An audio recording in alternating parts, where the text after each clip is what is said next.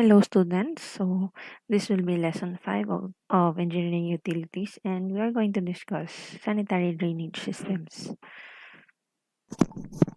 So, in the past lesson, we discussed about the building water supply system. So, we were dealing with the water supply or yung tubig na malinis. But in this case, in this lesson, we're going to discuss about wastewater and how to manage it. So, wastewater is sometimes referred to as sewage or sewage is used water. It comes from almost all sections of the building, including bathrooms, kitchens, and laundry areas, and in commercial projects, equipment being serviced. And because organic waste and wastewater tends to decompose quickly, one of the primary objectives of the sanitary drainage system is to dispose of decaying wastes rapidly before they cause objectionable odors or become hazardous to health. So conventionally, a sanitary drainage and vent system, or sometimes referred to as the DWV or drain waste and vent system, is a network of pipes that remove wastewater from a building. And in typical plumbing system operation, the sanitary drainage side of the system consists of taps at each fixture and fixture branch, stack, and drain pipes that carry wastewater away from the building fixtures and out of the building. And water transports wastes into the sanitary drainage piping and out of the building sewer line, leading to a community wastewater treatment plant or to a private sewage treatment system. And gravity is the driving force behind what wastewater flow, so the sanitary drainage system is known as the gravity system. So this is mainly because there are some residues in wastewater, so it will be a problem for the pumps to to pump out the wastewater together with the residue or the solid matter. So aside from the wastewater, we also need to manage the foul gases, yung foul smell brought about by the wastewater. So that is well taken care of by the vent system. The vent system side of the system introduces and circulates in air in the system to maintain atmospheric pressure in the drain lines and ensure adequate gravity flow of wastewater. So venting prevents a negative pressure or suction in the system that could suck water from fixture traps and allows sewer gases to infiltrate the building. And the vent system also exhausts sewer gases to the outdoors. Please take a look at this example of a residential building where the basic parts of residential sanitary drainage and vent plumbing systems are shown. You can refer to this example in the later parts of our lecture. So we also have an example for a commercial sanitary drainage and vent plumbing system. So one essential component of the sanitary drainage system is the trap. A trap is a U-shaped pipe that catches and holds a small quantity of wastewater that is poured down a fixture drain. The trapped water prevents gases resulting from wastewater decomposition from entering the building through the drain pipes and the fixture. And the water seal in the trap may be broken if there is a great deal of vacuum pressure in the pipe. A vent system is attached to the sanitary drainage to reduce the vacuum and to equalize the pressure throughout the system. So I have a picture here. I have an image here which depicts the how a P trap works. So we have a lavatory here. Then we have the P trap, which is the U-shaped tube. So yung tubig na na galing dun sa faucet, so 'pag naghugas kayo ng kamay, so didiretso siya dun sa, P-trap. So, dahil mababa yung P-trap, meron siyang, negative elevation, mai-stuck yung tubig dun. So, itong stuck na tubig na 'to, meron 'tong purpose. That is, ang purpose nito is to create a water seal para hindi makapasok yung gases mula sa wastewater. So, since hindi makaka-penetrate ang air sa water. So, ma hindi hindi makakasingaw yung mabahong tubig. And para ma-preserve yung water seal, meron tayong vent. So, itong P-trap is naka-connect sa tubo. Kung makikita niyo meron siyang opening pataas, meron ding pababa. Hindi siya completely na pababa lang yung opening, ay yung daloy. So, may pataas din. So that, hindi masak yung tubig na nasa P-trap pa baba dun sa drain. So, kailangan natin ng positive pressure para hindi magkaroon ng vacuum at mawala yung water sa P-trap. So another important component of the sanitary drainage system is the interceptors. So may mga substances like grease, fat, oil, sand, clay, wax, or any other debris na accidentally or intentionally na placed into a building drain, potentially creating blockages that can cause backups and overflows or contaminating wastewater, which makes treatment difficult and more costly. So, to solve this problem, we have the interceptors, which are passive devices designed into a plumbing system that trap, separate, and retain these toxic and undesirable substances from wastewater before it is discharged to the sewer line. So, itong interceptors na to, their purpose is to prevent blockage of the sewage system, of the drain. Pwedeng mag-catch siya ng buhok, pwedeng yung grease kasi pwede siyang mag-solidify, pwedeng mag-accumulate, tapos mag-solidify, in the end, magka-clog yung drain niya. So we also have an important component of the sanitary drainage system, which are the fixture branches. So each plumbing fixture is connected horizontally to the sanitary drainage system by a drain line called the fixture branch. Yung fixture branches, ito yung galing sa mga fixtures natin. Sila yung sumasahod ng maduming tubig, like um, sa lavatory, sa mga water closets, and so on.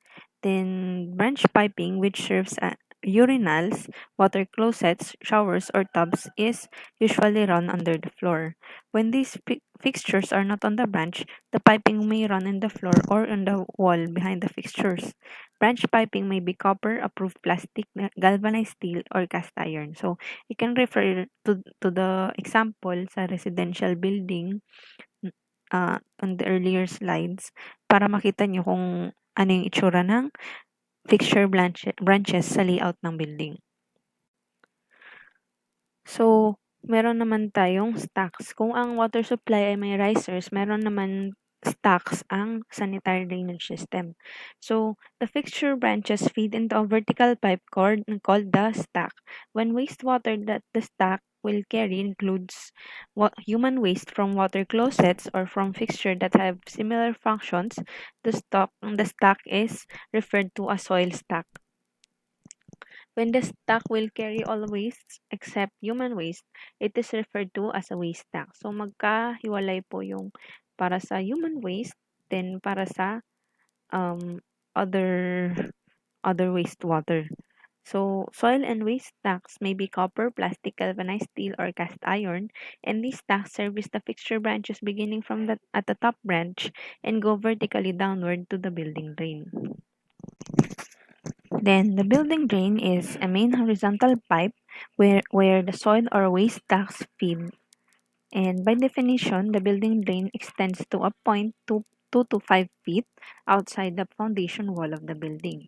The building drain slopes 1 over 16 to 1/2 inch per foot as it feeds the wastewater into the building sewer outside the building. So you can also refer to the example sa earlier slides para makita niyo kung saan located ang building drain sa schematic ng isang building. The building sewer is an extension of the building drain that carries wastewater from the building drain to a community sanitary sewer main or an individual on-site sewage treatment system. In community sanitary wastewater system, the building sewer may also be known as a house or building connection or sanitary sewer lateral. Then the sanitary sewer main is the pipe through which the wastewater flows as it is conveyed from a building to the wastewater treatment plant. Typically, the minimum size of a community sanitary sewer main for a gravity-based system should be 8 inches in diameter. So, another component of a sanitary drainage system is the cleanouts. Cleanouts are screw type fittings with a cap that can unscrew to allow access to the inside of the sanitary drain pipes. Meron tayong dalawang klase ng cleanouts, floor and wall cleanouts. Floor cleanouts are found in horizontally positioned building drain or sewer lines that are installed in the floor or in the ground. So, ang nasa example natin, nasa picture is a floor cleanout. Then, a wall cleanout are placed on the vertically positioned stacks. All cleanouts and vertical stacks should be located no higher than 48 inches above the floor. Cleanouts are generally required at the base of the soil and waste stacks, at the upper end of the building drains, at each change of direction of the horizontal building drainage system greater than 60 degrees, and the total of the fittings between cleanouts shall not exceed 1,120 degrees, and at the junction between the building drain and building sewer, usually 2 to 4 feet away from the building foundation. So, we're done with the drainage system. Dito naman tayo sa venting. So, vents are pipes that introduce sufficient air into the drainage system to reduce air turbulence from siphoning to back pressure and to release sewer gases to the outside. The prime purpose of venting is to protect the trap seal. Vent piping may be copper, plastic, cast iron, or steel.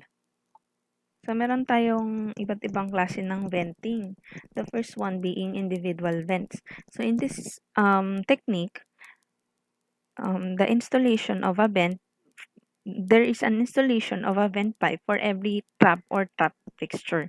So, based dito sa picture, yung closet natin may yung closet, meron siyang individual vent. Yung sa floor naman, yung drain sa floor, meron din siyang individual vent. So, kada trap or kada fixture na may trap, merong individual vent. So, this is the easiest method of ensuring the preservation of the trap seal, but the most costly because the number of vent pipes required in the venting system is a lot. Kasi kada trap mo, may isang vent. So, para mas makatipid-tipid ka sa materyales, you can also use a technique called the common venting technique. So, it serves two fixtures located on the same floor, and it is essentially an individual vent that serves no more than two traps or trap fixtures. So, may limit siya. Tig-dalawa lang sa common vents, tig-dalawa. Sa individual vents, tig-isa lang. This type of vent must be located close to the traps it vents to properly vent it. When the fixture connects at different levels, the drainage pipe between the two traps must be increased to compensate for the combined water and airflow. So, nasa picture natin, in this picture, meron tayong dalawang lavatory, parang siguro nasa kabilang kwarto. Men's room siguro yung isa nasa women's room. Then, nakakonect sila sa iisang vent at sa iisang drain. So, this is called the common venting. So we also have wet venting. So the wet venting method uses a single vent pipe to provide venting for all of the fixtures of one or two bathroom groups that are located in the same floor. So in our example, in this picture, nakita natin na yung vent is serving both the toilet and the basin, which is one bathroom group located on the same floor. So sa picture, meron tayong yung vent is divided into two. Merong dry vent at merong wet vent. So yung dry vent is one size smaller than the normal. I mean, the wet vent is one size larger than normal. So kung mapapansin natin, kung i-observe lang natin, yung basin is connected to the dry vent and yung drain niya is yung wet vent ng toilet. So, yung toilet, connected siya sa wet vent. So yung yung drain ng basin serves as the vent of the toilet. So that's why it's called wet vent kasi it also serves as a drain for the basin. Pero they yung gases na galing sa toilet is dadaloy siya mula sa wet vent papunta sa dry vent hanggang sa pinaka-stock vent. Meron rin tayong circuit venting. So it is a horizontal venting pipe serving up to 8 fixtures. Each fixture must be connected to a single horizontal drain in this technique. The vent connection is made between the two upstream fixtures, that is, those fixtures connected to the horizontal drain pipe that are the farthest away from the vent stack. In this system, all of the connections and the main piping must remain in the horizontal orientation, and vertical drops are generally not permitted. So we also have yung combination drain and vent system. So it allows the distance from trap to vent to be extended infinitely, provided the drain stays in the horizontal orientation and there is a vent somewhere within the horizontal branch. It is based on oversizing the horizontal drain so that there is an increased likelihood of stoppage in the drain line. This is the most popular method of venting a floor drain or venting island fixtures. A combination drain and vent is marginally effective venting method. The relief vent is a continuous pipe of lesser or equal diameter running parallel and alongside the soil and waste stack in a multi-story plumbing system. It is used to equalize air pressure within the stack. So to wrap it up, a vent stack extends vertically through the building and up through the roof to the exterior of the building. So vents from a fixture or a group of fixtures ties in with with the main vent stack, which extends to the exterior. It must extend beyond the roof at least 6 inches and terminate to open air well beyond the attic vents, windows, doors, or intake air vents. A vent stack is used in multi-story buildings where a pipe is required to provide the flow of air throughout the drainage system.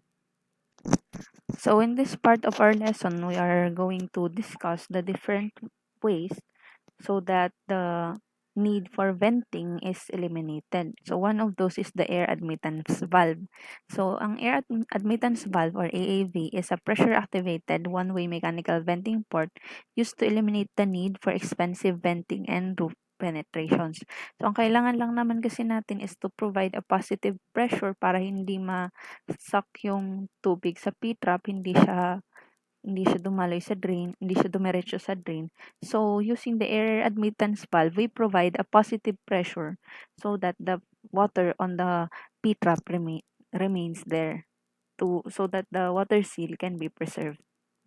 So there is also the positive air pressure attenuator. So it is a product developed to protect buildings of 10 or more stories against an unwanted positive pressure or back pressure generated in the DWV system. A PAPA/AAV system counters the tendency of the loss of trap water seals resulting from positive pressure pulses in soil and water stack. So it may be used in sanitary plumbing systems as an alternative to relief venting, eliminating the need for continuous parallel relief vent pipe. So in some building installations, however, a fixture or group of fixtures must be installed below the level of the nearest available sewer line. In these cases, wastewater must be lifted to the level of the main drain or sewer by a pumping system called the sewage ejector. So this is needed in cases where the fixture, sabihin natin toilet, is lower than the the elevation of the nearest sewer line. Kasi kailangan natin ng gravity, 'di ba? Kasi kailangan natin mas mataas yung fixture natin kaysa sa sewer line para dumaloy siya using gravity. But in some cases, we needed a sewage ejector para to create a head. Then typically, a sewage ejector can pump solids from 2 to 4 inches size or grind solid waste before passing them through the ejector. And a sewage ejector system consists of the sump basin, motor pump assembly, and a system of automatic electrical controls. Wastewater from the sanitary pipes flow by gravity into the sump basin, a pit that collects wastewater. As the wastewater level rises, it triggers a float switch that activates the pump. The pump then lifts the wastewater through a check valve and discharge line into a typical building drain line where it gravity flows into the building sewer. It operates much like a sump pump.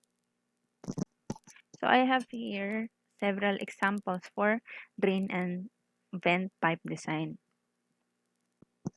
So sa water supply system, ang unit natin is WSFU. But in this case, we also have those for drainage. It is called the drainage fixture units.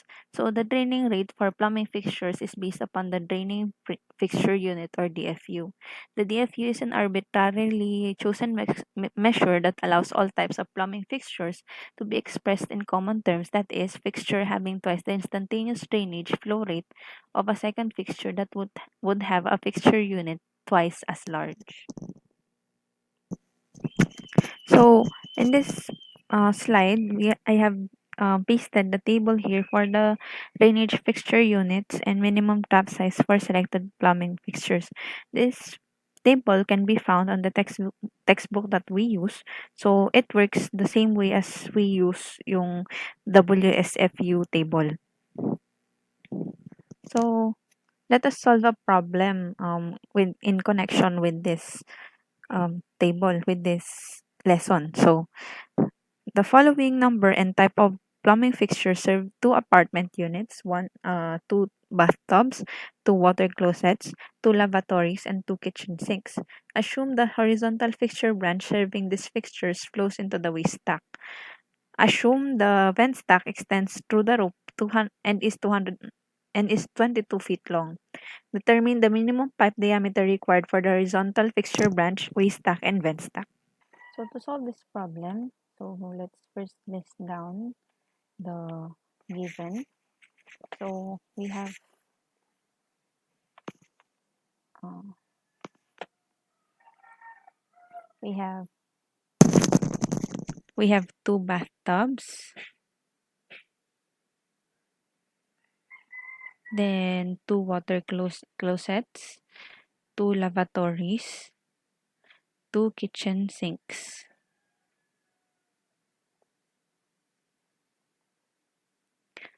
Then okay, 22 feet long ang vent stack. Then we have to calculate for the minimum pipe diameter for horizontal fixture branch, waste stack, and vent stack. So, ayun, horizontal fixture branch ang meron siya. So first, let's obtain the values for the DFU of each fixture. So we can obtain that using this table. This is from our textbook. Yung textbook na ginagamit natin. So this is page 511. Yan. Table 4.1. So, ang meron tayo is bathtub. Ayan. So, this is bathtub 2H. 2 DFU per bathtub. 4 DFU. Sa water closets naman, water closet for private, 4. So, 4 DFU per water closet. We have 8 DFU. Then for lavatory,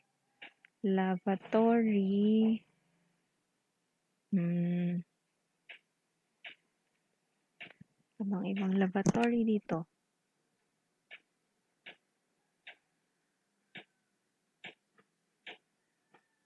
Okay, ito na lang lavatory with 1/4.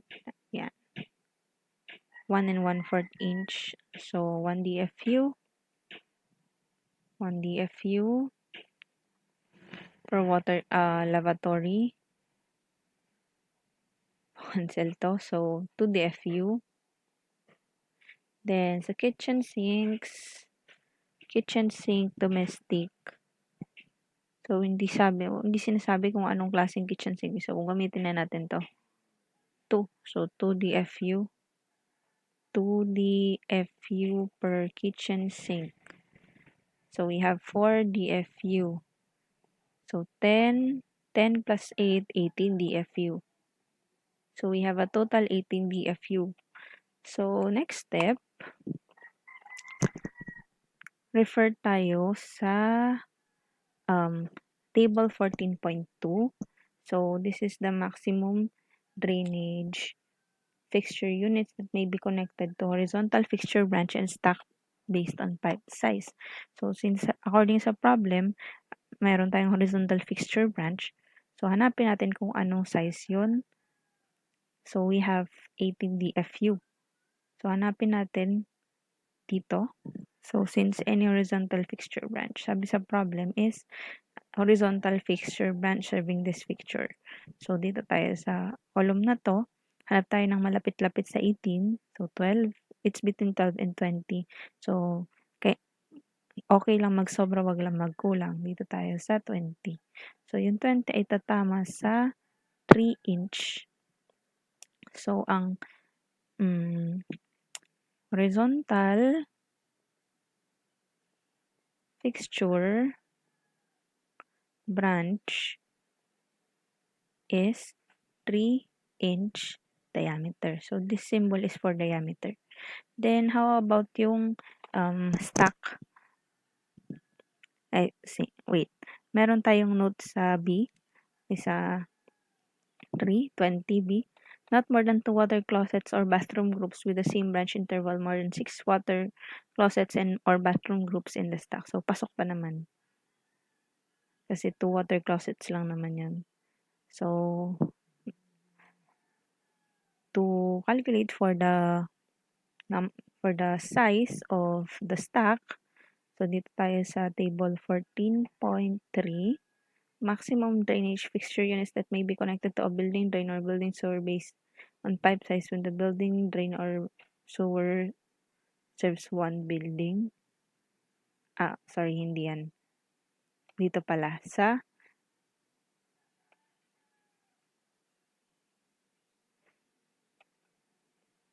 so hinahanap natin ay maximum drainage fixture units for stack.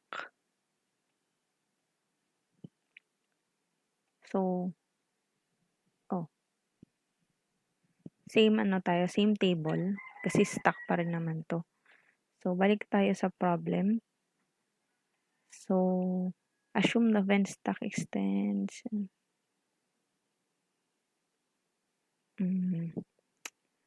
So, ito. Assume the horizontal fixture branch serving these fixtures flows into the waste stack. So, ibig sabihin, yung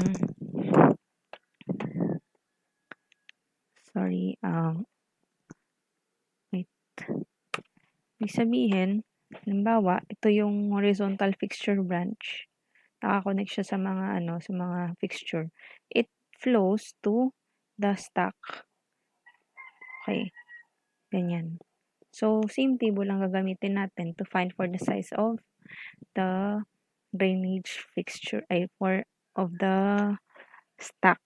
So, since 20 yung DFU natin is 18, itong column naman yung gagamitin natin. So, hanap tayo ng value na malapit sa 18. 18 is between 10 and 20. So, pwedeng kunin natin siya dito. So, 20. So, 2.5 yung required size niya. But, take note, yung horizontal fixture branch natin is 3 inch. Tapos, parang hindi maganda na yung mas maliit yung stack, 2.5. So, kailangan at least mas malaki siya or same size siya kasi gravity lang din yung gagamitin natin sa pag-push ng water dito sa sewage system natin. So, move tayo sa next size which is 3. So, although 48 yung nakalagay dito, sobra-sobra siya but it's better than kulang. So, ang lalagay natin is 3 will be a decent choice. So, ang stock size natin 3 inches din. And finally, ang vent stock, ang size ng vent stock naman ang hahanapin natin. So, we will use another table for that, which is this one. Table 14.4a. So, required vent diameter and maximum length of vent based on soil and waste stock size and connected drainage fixture units. So, yung size natin is 3 inch. So, dito siya dito. Then, ang connected DFU sa stock natin is 18. So, between 10 and 30, ang kunat natin itong ikalawang row. So, maximum developed length of vent niya is 60. So, ang size ng vent natin ay 2 inch. 2 inch.